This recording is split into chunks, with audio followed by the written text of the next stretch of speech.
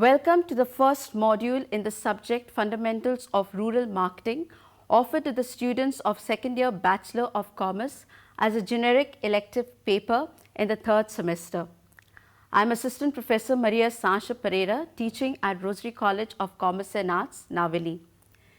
In this video, I will begin with the first unit, which is an introduction to rural marketing. The lecture will focus on the concepts of rural market and rural marketing. At the end of the lecture, students will be able to understand the subject and the relevance of the subject rural marketing, and also explain the concepts of rural market and rural marketing. Before I begin with the concepts of rural market and rural marketing, I would like to briefly discuss the relevance of this subject. Over the last couple of years, rural markets have attracted the attention of a number of companies. Rural markets are growing faster than urban markets and with better profitability. Urban markets have become very saturated and intensely competitive, especially after the liberalization of the Indian economy with the entry of a number of foreign companies and foreign brands. Rural markets constitute a very large and untapped market. For example, as per the census of 2011, almost two-thirds of India's population resides in the hinterlands of the country. Also, various government schemes and initiatives, rapid rural infrastructure development programs, increase in agricultural productivity have enhanced rural incomes and have fueled rural growth. These developments therefore have presented a huge potential for marketers to tap these markets and have made rural markets very attractive for a number of companies. But in spite of these developments, there are a number of inherent challenges that marketers need to face while operating in rural markets. These challenges arise because of problems like inadequate incomes, low literacy levels, problems with education, problems with medical facilities, presence of unbranded competition, problems with distribution, communication and management of businesses.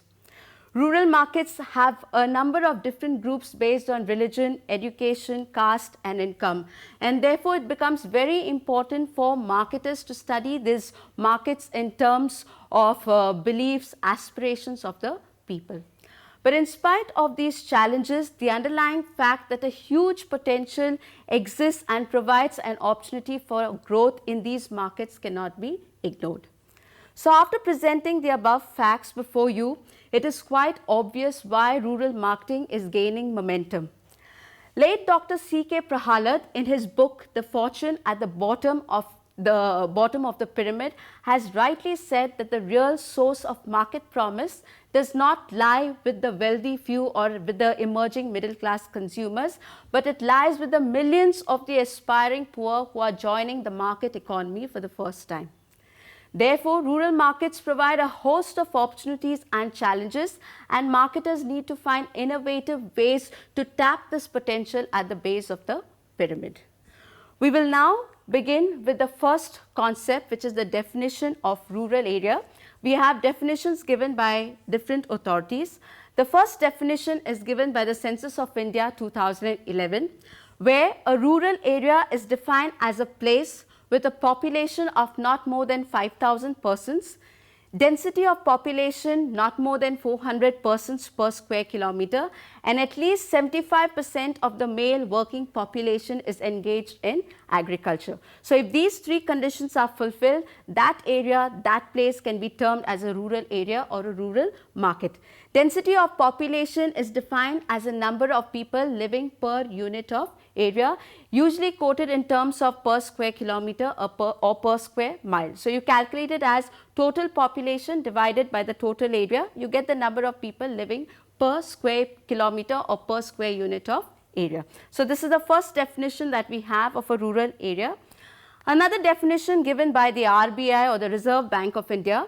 The RBI defines a rural area as a place where the population does not exceed 10,000 persons, and most importantly, irrespective of whether it is a village or a town.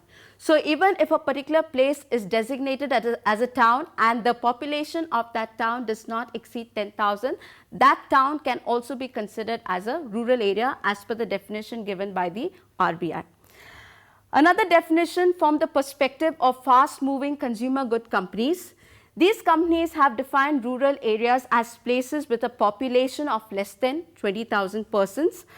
Another set of companies that sell durables and agri-input companies, basically companies selling agricultural machinery, agricultural implements.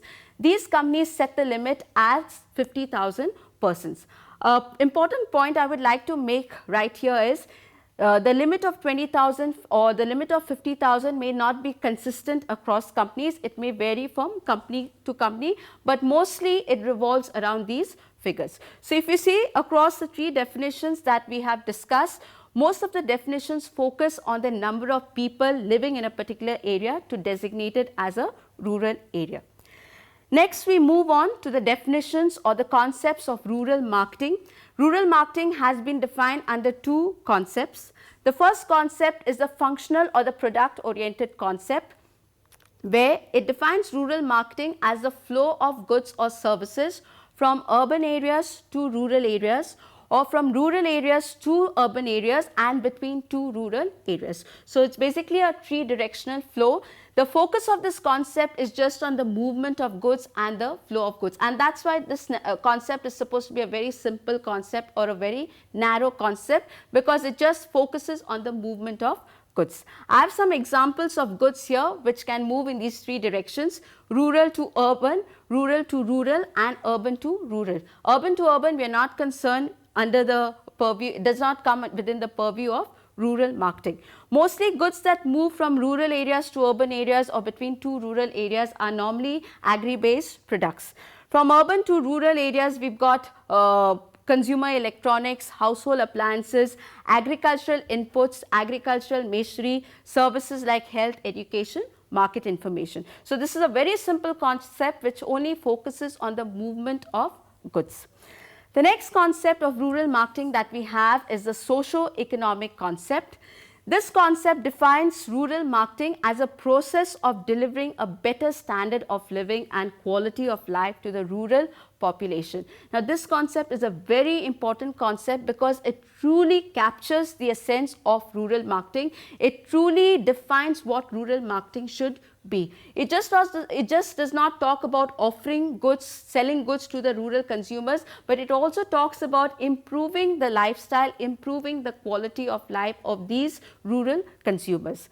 A further elaboration of this concept is rural marketing involves activities undertaken by the marketers to encourage the people living in the rural areas to convert their purchasing power into an effective demand with an intention to improve their standard of living. So it's just not about making goods available to the rural consumers, but there is a bigger picture, there is a bigger purpose which aims to improve the quality of life or which aims to improve the standard of living of the population. Now, we all know that rural areas may not be on par with urban areas in terms of education, in terms of infrastructure, and therefore marketers have to not only supply goods but also undertake a number of development activities to bring up or to develop these areas.